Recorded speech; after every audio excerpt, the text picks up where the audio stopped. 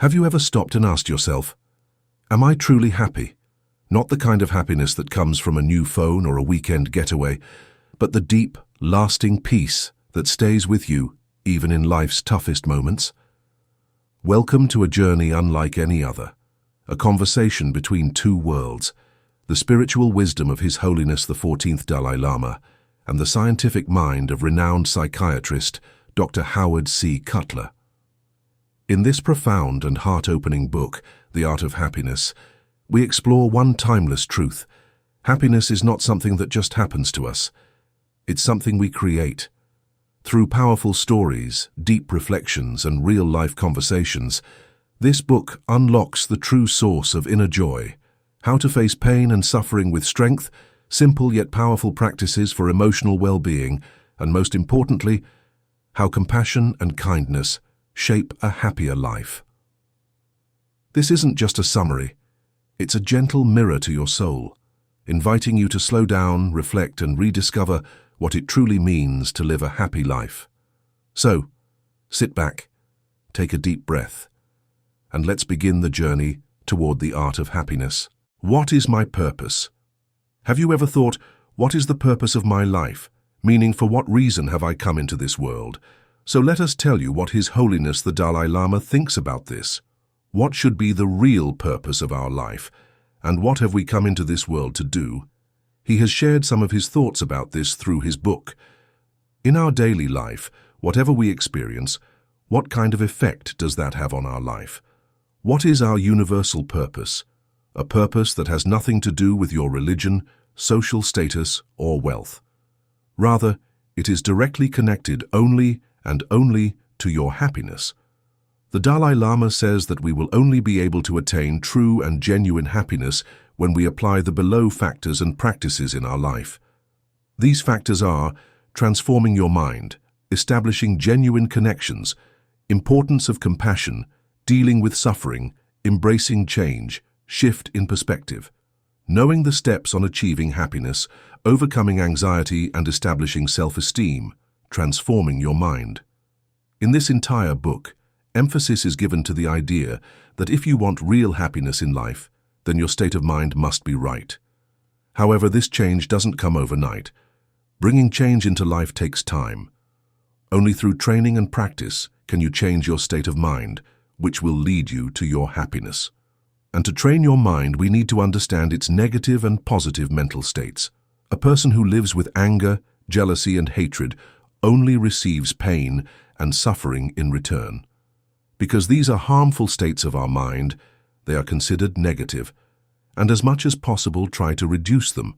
Then through practice, gradually eliminate these feelings from your life completely. On the other hand, mental states like kindness and compassion are very positive, which we should try to apply as much as possible in our life. Comparison and contentment. Do you also compare yourself with others? Whether it's with your colleagues, siblings, or friends. How does it feel to compare yourself with others? Often we start comparing things like money, success, or what I have versus what they have with others. As a result, we start to feel negative mental states like jealousy, hatred, and anger. But it's not that competition with others is always a bad thing. Sometimes when we look at people who have less than us, we realize how lucky we are. And this gives us a kind of satisfaction. We start to value the things we already have, and we thank the higher power for it. So this becomes our positive mental state, which gives us a feeling of satisfaction. The Dalai Lama explains that we can achieve satisfaction in our life in two ways. The first is to achieve everything in life that you desire, like lots of money, a perfect life partner, or a perfect body.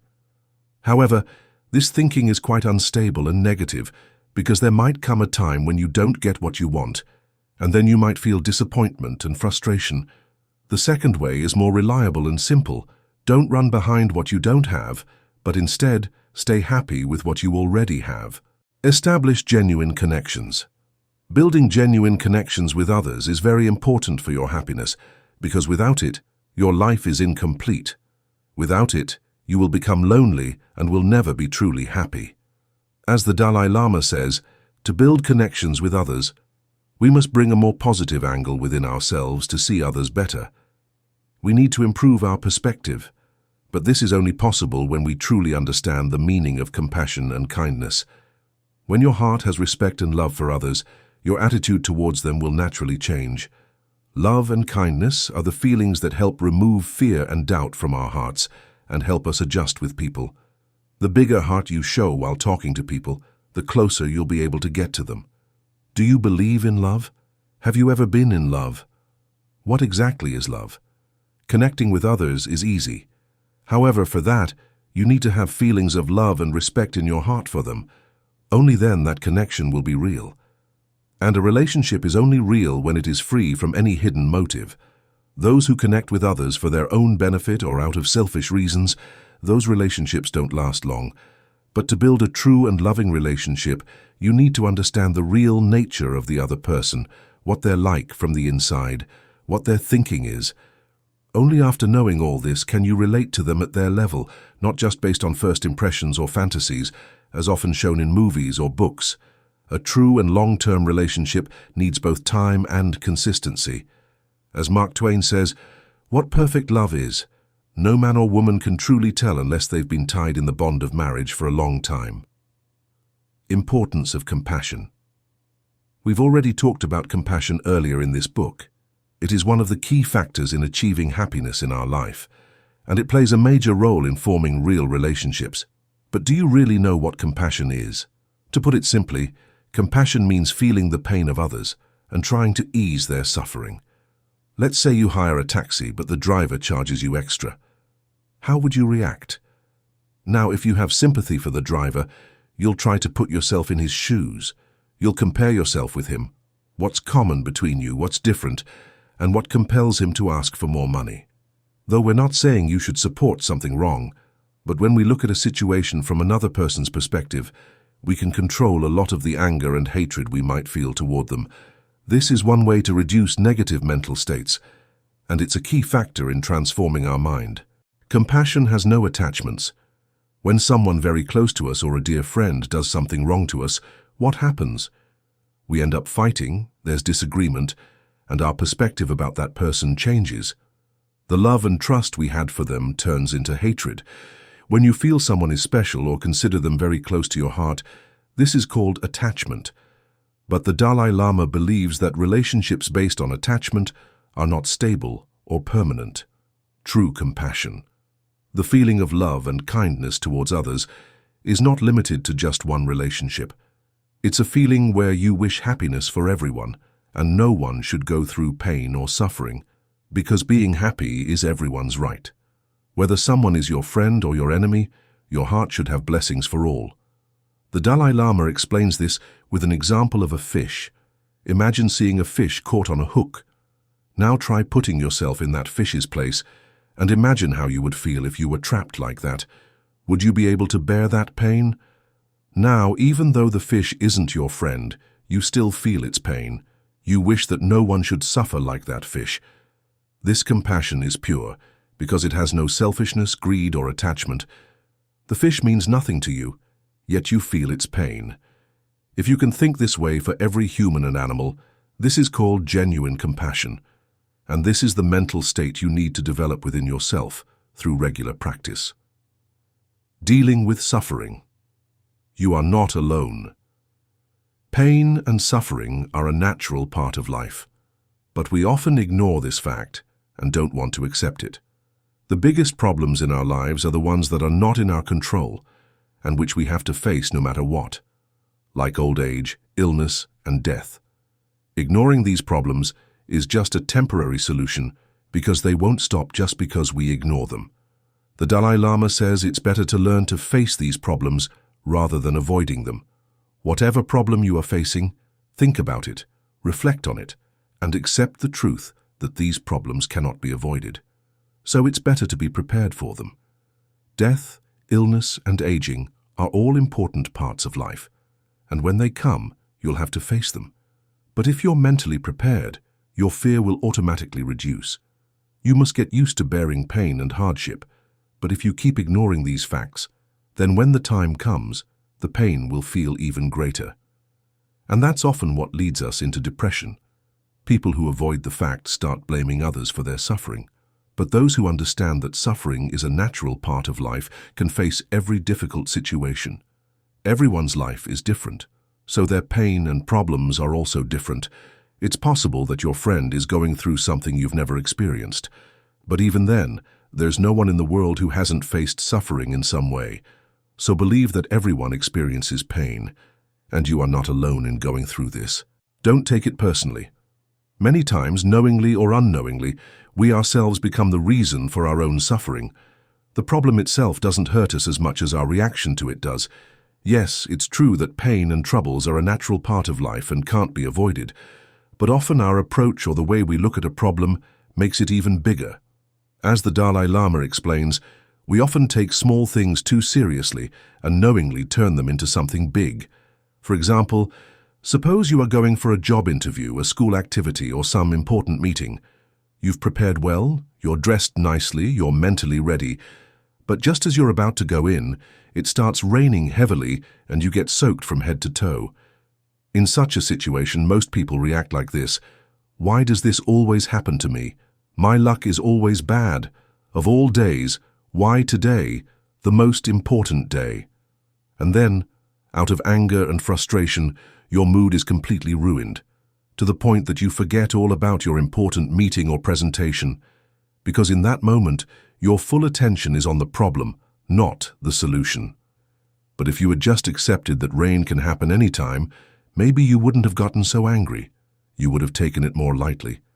But no, you took the rain as your enemy and took it personally, whereas natural things can happen anytime, anywhere. So there's absolutely no need to ruin your mood over unexpected rain or other natural events. Embracing change. One bad habit that often increases our suffering is carrying our past with us. Many people just can't move on from painful experiences or bitter memories, but the more you think about something, the harder it becomes to forget, and your pain only deepens. We can't change the past, and the future isn't in our hands either. So why trouble yourself by constantly remembering the past? What's gone is gone. We can't change it, and old memories can't change our present either. By constantly reliving the past, we ignore the change that is continuously happening around us. It may sound strange, but it's true that change is an important part of life, whether you accept it or not. So don't resist change, or it will hurt you more. For example, moving out of your home to live in a new place is always a painful experience because you're emotionally attached to the place you built with your own hands. But it's also true that attachment often has negative effects, and sometimes change brings very positive results. That's why change is necessary in life. And those who don't accept change can never truly be happy. Functions of change. In popular culture, movies, and literature, we often find the concept of being immortal, living forever, from the elixir of life to the fountain of youth. Let's do a small experiment. Have you ever put your heart and soul into a school or workplace project without a deadline? Those who follow Buddhism practice something called impermanence, which means that nothing in this world is permanent. Everything is temporary. While this truth applies to every object and person in the world, regardless of religion, it holds a special place in the Buddhist path. There are two functions of impermanence in this path. First, you decide your own impermanence. That is, we must accept the truth that life is temporary and everyone has to die one day. Death is not in our hands, but we can improve our life. So, make the best use of the time you have. The second function is the fact that everything in this world has its time. So whatever changes are happening in your life or around you, let them happen. Accept them. Life is like flowing water, and its beauty lies in its flow. If you resist change in any way, you'll be left behind, and the result will be even more painful. Impermanence teaches us that our pain and problems are also temporary. If today brings sorrow, then happiness will surely come tomorrow. A shift in perspective. Bringing a shift in perspective is like a powerful tool we can use to solve our daily problems. The Dalai Lama explains it like this: when you can't find a solution to a problem, try changing your perspective. Think about it from another angle.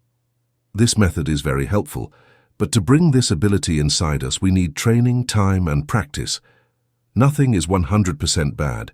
It's our way of looking at it that decides whether something feels good or bad. Even in a negative situation, you'll always find something positive. Even the thing that caused you pain might have a positive side. Every problem in our life leaves us with a lesson. Now, it depends on us, what we learn from it. The Dalai Lama also says we need to increase our patience and tolerance so that we can calmly find a way during difficult times. Let's understand this with an example. Suppose you are traveling in an airplane, and a person sitting next to you is bothering you a lot. Instead of focusing all your attention on them or hating them, try to be patient. Practice staying calm. Developing a soft mindset makes perspective shifting easier. By focusing deeply on a problem from different perspectives, we can find the right solution, and accepting change also becomes easier. When you make your mind flexible, you're actually preparing it for different types of changes. In fact, a single situation can be looked at from 1,000 angles, and then we also find that many solutions. However, while finding a solution to any problem, it's important to maintain balance. Try to avoid extreme methods. The more positive the solution, the better. A good solution is one that benefits both you and others. The Dalai Lama explains, we should look at our problems from a wider viewpoint, not just on an individual level, but also from a community and global level. And this mindset is what we call a soft, flexible mind. A shift in perspective helps you handle your troubles much better. The Dalai Lama says that to properly deal with our difficulties, we must understand the meaning behind them. When problems come in life, we need to be aware of the situation. Instead of ignoring those problems, we should try to understand them. This way, we can also understand others when they are in pain. So, as you see, problems aren't always so bad. If we choose to, we can learn a lot from them. Steps on achieving happiness. As we've mentioned earlier, true happiness requires patience, time, and a bit of training. And apart from training and practice, we should never ignore the very first step. It is only through learning that we can recognize whether a mental state is positive or negative. Now that you have that knowledge, it will help you accept change more easily. That is the second step. After that, your belief transforms into a strong intention, and then automatically it becomes part of your actions. But it doesn't stop there. The final step is to put in real effort toward the changes you want in your life. Not just change, but anything you want to achieve in life. Although we've shared the steps here, you must accept that on this journey toward happiness, you may face many obstacles. Maybe you're a lazy person and have trouble focusing on your goals. The only solution is to stay constantly alert to the harmful effects of negative behaviors. Keep reminding yourself that you have to eliminate these negative effects. At the same time, keep reminding yourself of the benefits of developing a positive mental state. This will keep you energized and motivated. When we talk about consistency, turning any action into a habit is the key, so take as many positive actions as possible. With regular practice, you can get rid of your old habits and develop new, positive ones. The Dalai Lama also points out that your expectations should always be realistic, meaning achievable. Try to ensure that what you are doing or planning to do aligns with your expectations. If you don't find the solution to your why, you'll only be left with disappointment. And disappointment leads to discouragement. And when there's no desire left in your heart, where will the strength to keep going come from? You'll never be able to finish what you started. That's why it's important to constantly remind yourself of the reasons behind your actions. Honesty is the key in overcoming anxiety and establishing self-esteem. Do you fear what people might say? Are you afraid of failing or of making a fool of yourself in front of others? Don't worry. This is a common fear that exists in everyone. The feeling of uncertainty, lack of self-confidence, and insecurity often creates anxiety in people. Whenever you depend on others' approval or external factors, it not only lowers your self-esteem, but also increases your pain and suffering. And pain and suffering are the biggest enemies of your happiness. If you want to boost your self-esteem and confidence, be honest. Be honest about your abilities, your limitations, and what you've achieved so far. This honesty will protect you from any kind of fear or anxiety, and you won't face disappointment or discouragement either. Some people are angry at themselves because their expectations from themselves are not fulfilled. Then they start having suicidal thoughts and feel that ending their life will also end their pain. But let me tell you, this is a completely negative and wrong way of thinking. No one should ever take such an extreme step in life, because where hope ends, that's exactly where a new beginning starts. On the other hand, if you're honest not only with yourself, but also with others, you will never feel fear or anxiety. Honest people always have strong self-esteem and confidence. Whether you fail or succeed, if you've given your best, then there's nothing to regret. The basic spiritual principles of the art of happiness come with many guidelines. All of them are essential to achieving a universal purpose, to overcome suffering and attain long-lasting happiness. The key factors include understanding and recognizing the real reasons for happiness, which are positive mental states like compassion, patience, and love in your heart for others. Understanding the benefits of these positive mental states and sincerely trying to apply them in your life, building genuine relationships with people without selfish motives. The art of happiness also teaches us that we must accept change in life and understand that not every change is bad. In fact, some can have a very positive impact on your life. Apart from that, we must realize that our greed, hatred, and anger develop a dangerous mindset within us, which only worsens our suffering and problems even more. As we come to the end of this soulful journey through the art of happiness, one thing becomes crystal clear. True happiness isn't found outside of us, but within. It's shaped by our mindset, strengthened by compassion, and deepened through self-awareness. The teachings of the Dalai Lama and the insights of Dr. Cutler gently remind us that no matter what life throws at us, peace and joy are always within reach, if we choose to cultivate them. If this summary touched your heart or gave you a new perspective, don't keep it to yourself. Spread the light, and don't forget to subscribe to our channel for more powerful audiobook summaries that can transform your mind and soul. Thank you for listening. Stay kind, stay mindful, and keep walking the path of happiness.